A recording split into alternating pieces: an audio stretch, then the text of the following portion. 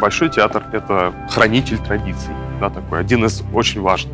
Приходится ли вам новые технологии применять, чтобы сохранять те же самые традиции? Мне кажется, здесь вот важно, как воспринимать слово «традиция». То есть в чем традиция? А для нас традиция — это в первую очередь в том, что мы должны быть всегда на каком-то высоком, особом уровне. А чтобы быть на высоком уровне, нужно воспринимать время, как оно есть, со всем его новаторством, конечно. Потому что те волшебные эффекты, которые были в театре XIX века, те полеты, которые впечатляли зрителя тогда или раньше, сегодня уже так на зрителя не действуют. Когда-то давно говорили, что оперу слушают. Эти времена давно прошли, и все-таки оперу не только слушают, но и смотрят. И, может быть, даже больше смотрят, чем слушают. У нас и летают, и показывают, и прыгают, и спускаются, и поднимаются. У нас в замечательном нашем спектакле «Соломея» просто одна сцена уходит и поднимается вторая сцена, вторая картина. Это очень зрелищно, да? И мне кажется, насколько музыка многообразна и богата на своей фантазии, настолько это по максимуму должно и всегда передается на сцене. Если посмотреть на планировку сцены, то, в общем-то, большая часть сцены — это не какой-то статичный настил, да, то есть лежащий на какой-то неподвижной конструкции, а, по сути, вся сцена, она подвешена на тросах. Она подвешена на тросах, она состоит из площадок, которые шириной 22 метра, глубиной 3 метра. Каждая эта площадка, когда она поднимается вверх, у нее есть второй уровень пола. То есть, таким образом, та сцена, по которой мы ходим, она является потолком нижней сцены, которая находится в трюме. Площадки, они, в общем-то, позволяют двигаться, программировать это движение с любой скоростью. То есть, это может быть 1 миллиметр в секунду, это может быть полметра в секунду. То есть практически под любой темп спектакля, любые задачи, это может быть реализовано при помощи этих площадок. Всеми этими механизмами нужно управлять. И управлять синхронно, точно, одновременно и по какой-то заданной программе. Это как раз все стало возможным после появления именно цифровой компьютеризированной системы управления, где движение каждого элемента, каждого подъема программируется со своей скоростью, со своим характером движения. То есть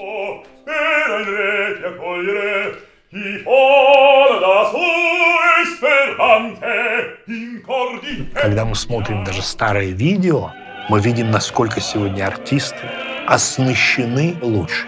Если раньше в оперном театре артист выходил в красивом костюме, вставал в позу и мог блистательно спеть и получить благодарность зрителей, то сегодня, если этот артист не обладает актерскими способностями, навряд ли он сегодня сможет даже при прекрасных вокальных данных работать в спектаклях Большого театра.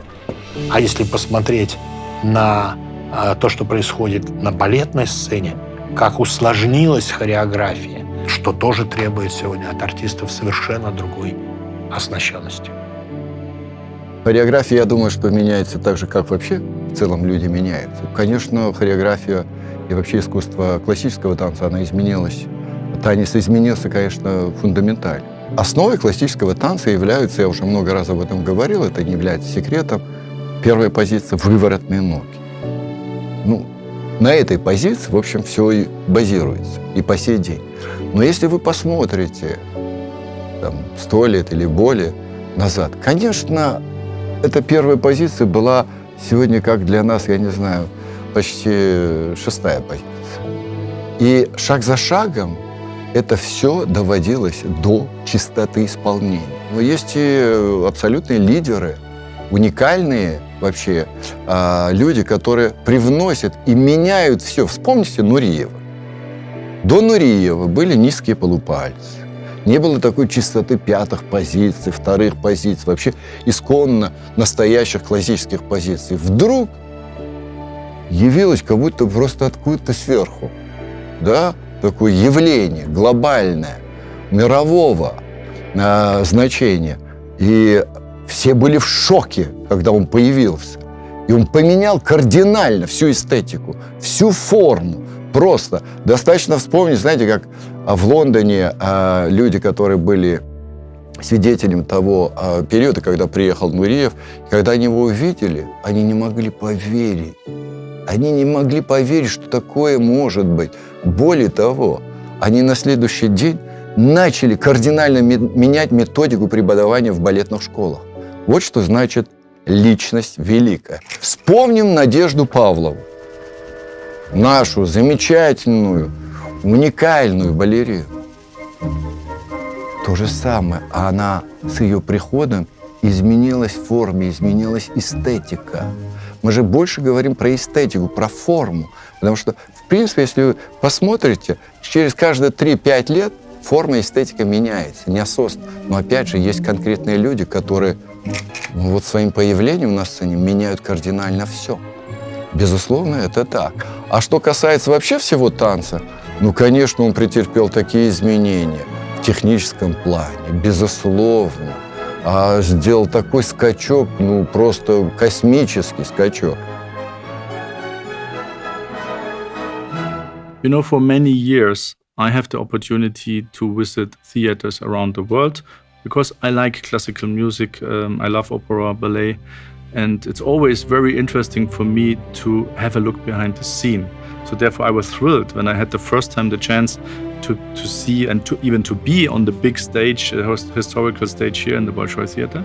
And I was totally impressed about the new technology because the stage is movable and you have so much technology here. You have even digital walls in the back, which gives you opportunities to create an atmosphere, to create impression, which were not possible in the past, or you need a lot of effort to do it. And that gives a totally different experience to the audience, how to see it in all the details.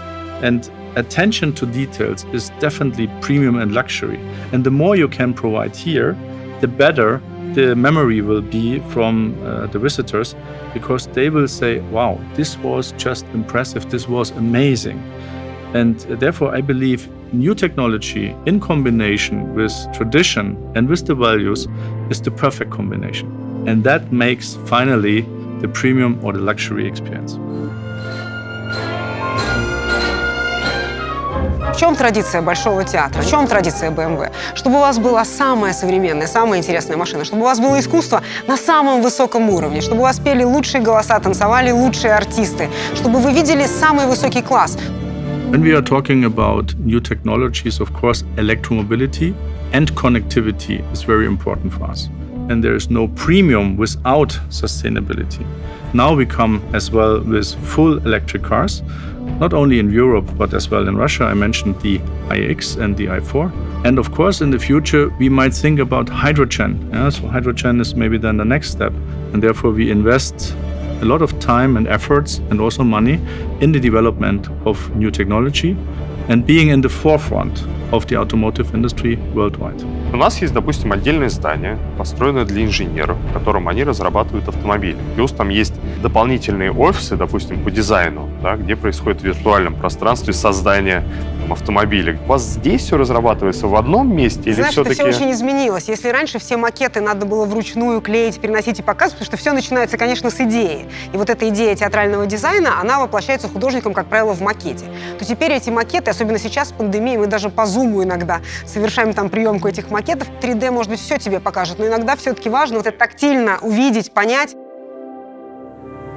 Есть определенные спектакли, которые мы называем классикой. Борис Годунов на сцене Большого театра идет с середины 40-х годов до наших дней. Театр — это живая материя. На сцену выходят люди, живые. Поэтому кажется, что это искусство так долго жить не может. И театр обращается к зрителю, к тому зрителю, который сидит в театре здесь и сейчас. Получается, что у вас есть некая форма, которая держится сквозь все это время. Но, опять-таки, говорить о том, что вы видите сегодня тот же спектакль «Байдерка», который, скажем, зрители увидели в Петербурге в 1877 году, конечно, невозможно. Появились новые танцы, появились совершенно новые человеческие тела, изменились ткани, изменилась вся эстетика.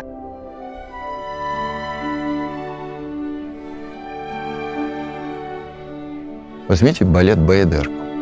да, ВДР, там есть третий акт, акт теней. Это самое совершенное вообще произведение. Ничего более нету. И я не верю, что может быть.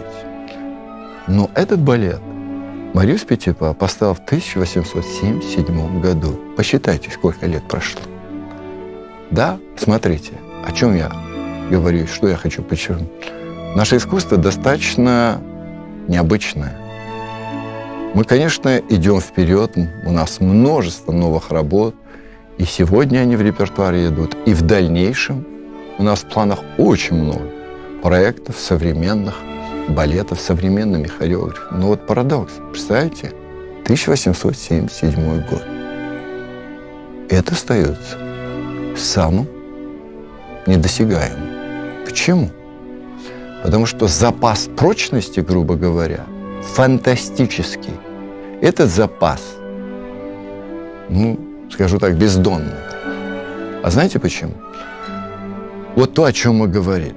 Понятно, конечно, тогда не танцевали по чистоте исполнений так, как это танцуют сегодня. И я уверен в том, что и пройдут там еще, не знаю, 50 лет, это станет еще ярче в исполнительском плане. Фокус в этом, секрет в этом. Какие-то вещи, конечно, в театре сохраняются, да, полеты, появление из-под земли, и все это может вызывать восторги, а какие-то вещи, ты даже о них не думаешь, но когда они на сцене происходят, ты поражаешься. Это то, что раньше, например, не могло было бы быть. Конечно, на сцене можно создавать и голограммы, и создавать какие-то иллюзии 3D, бесспорно. Сейчас это позволяет техника. Мы наиболее активно используем проекцию, потому что, наверное, для репертуарного театра это самый такой наименее затратный по времени способ создать необходимый эффект. То есть проектор монтируется в нужную точку сцены или зрительного зала, устанавливается проекционная плоскость, то есть это может быть экран, может быть просветная какая-то полупрозрачная сетка, это может быть, собственно, жесткая декорация, на которую выстраивается по опорным точкам проекционное изображение. То есть оно может быть и не развернуто фронтально на зрителя, естественно. Весь этот процесс подготовки при помощи проекционных аппаратов это, конечно, намного быстрее, чем, например, с использованием светодиодных экранов. Технологии — это счастье. Просто они создают современный язык. Посмотрите, какая штука. 20 лет назад, 30, и сейчас у нас другие глаза. Сейчас в театре очень все хотят тоже крупные планы иметь. Но, понимаете, такая роскошь. Сразу же появилась проблема с артистом, и мне нужно видеть его, и я хочу видеть его крупный план, и видеопроекторы плюс камеры становятся таким инструментарием, который дает возможность увидеть крупный план, собственно, как ровно всегда это делали на концертах, на стадионах. Нет сейчас никаких границ. Мы пользуемся всем тем, чем пользуются люди на концертах. Мы пользуемся динамическим светом, экранами, видео. Оснащая театр этими новыми технологиями, здесь очень важно не увлечься, потому что все-таки театр жив совершенно другим. Театр жив сиюминутным, сегодняшним искусством, сиюминутным существованием певца, сиюминутным существованием танцовщика, музыкой, звучащей из оркестровой ямы. То есть всем тем, что происходит на сцене прежде всего в живой фактуре спектакля. Поэтому я убежден абсолютно, что эти два сочетания, сочетание верность традициям Большого театра и умение слышать, что сегодня происходит в мире, в музыкальном мире, в музыке, в выразительных средствах музыкального театра, уметь понимать, что сегодня этот современный язык стал другим. Это чрезвычайно важно.